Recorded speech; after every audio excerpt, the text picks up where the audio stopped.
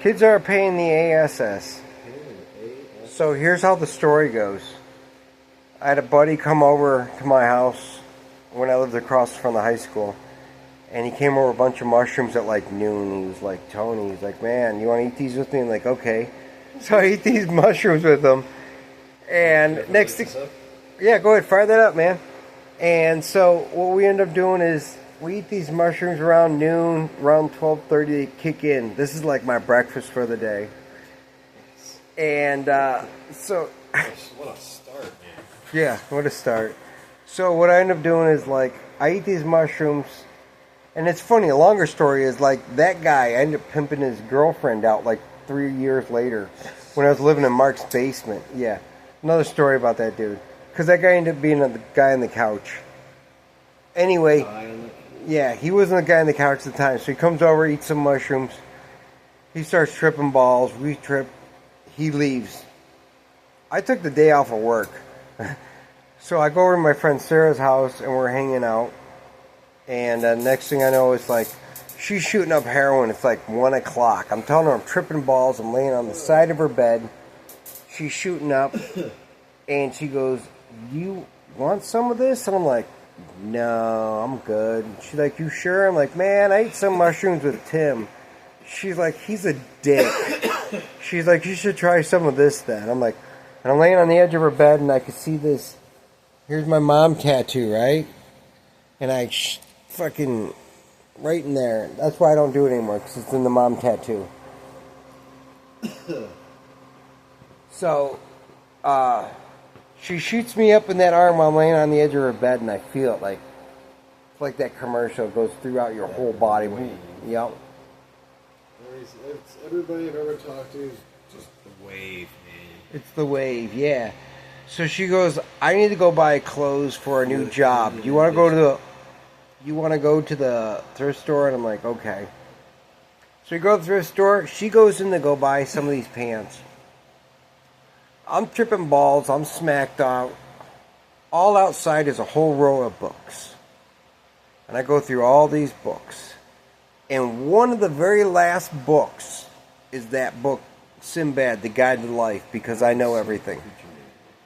And then open it up, it was like, I looked at it and it said, you know, the song that it can only teach me is the son of a preacher man. Well, my father is Reverend whatever it was, and it was like, he's like, I'm a son of a preacher man. And that's when I bought that book. It was 75 cents. I take it in, I asked the lady, I'm like, how much is this book?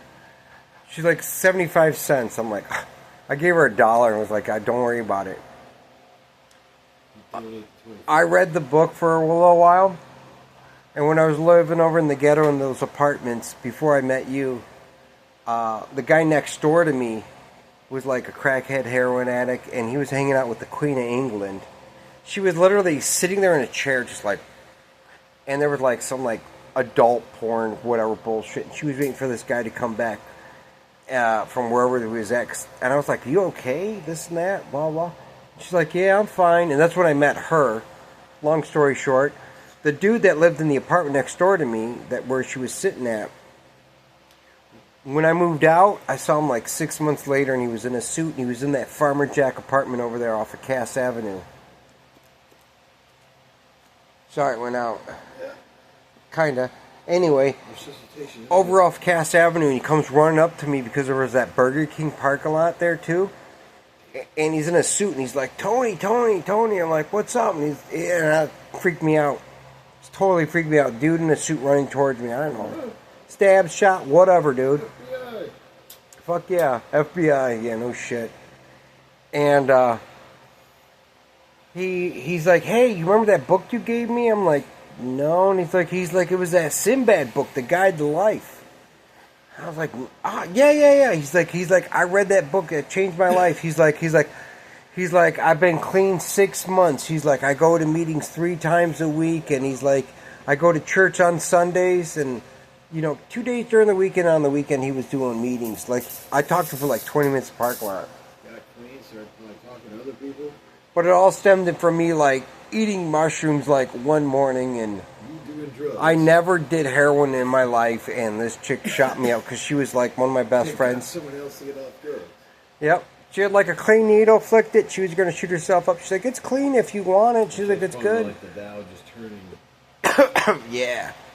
And it's just like, uh, the ripple effect Absolutely. of eating mushrooms one day. And the funny thing is, like, that dude, he lived on my couch for a long time. And like years later, his girlfriend would come over and like blow my friends, and I'd make money off that shit. He'd sit in the car. I got a video. Her beeper is going off like crazy, and this dude's sitting in the street beeping her, and she's literally like sucking my buddy's dick, and it's like on camera because we had just figured out this video equipment. I mean, it was like 20 years ago, right? I was living in Nancy's. I was living in Nancy's basement. No, she came over to suck his dick for $50. She was giving me $20. She was keeping 30, and I was selling her a bag of weed for 20. So basically, she was going home with a bag of weed, $10 to give to her boyfriend, which was the dude that was living on my couch at that time. Yeah, his name was Tim Kohler. It was crazy. But yeah, dude, it was like a ripple effect because like I lived over there. And it's funny because that girl was friends with the girl that shot me up with heroin for the first time. She used to live in her basement, and I was staying there too. And I called her the nun because I could never get her to fuck. So I called her the nun. And then I ended up turning her into like a hoe because she broke up with her boyfriend. And then like she jumped on my nuts. We were fucking, and she's like, "Hey, I know you got friends." And I'm like, "Yeah, I do." And yeah, I had a couple of friends, like, we quit being friends. Make money real fast. Wow. Dude, yeah, and that dude would sit out there. I never actually heard a story like that. Like, yeah, I want to go and do that for money. Dude, I got a few pictures with her because, like, we pulled the Triforce on her with me and my one buddy Mike. Yeah, totally. Hey, you know me, I grabbed the head. He had a big old Swanson, so he tore that shit up while he rammed her down on my cock. Dude, kind of funny. I got pictures of that shit too, which is hilarious. 90s. Alright, Hustle Mag is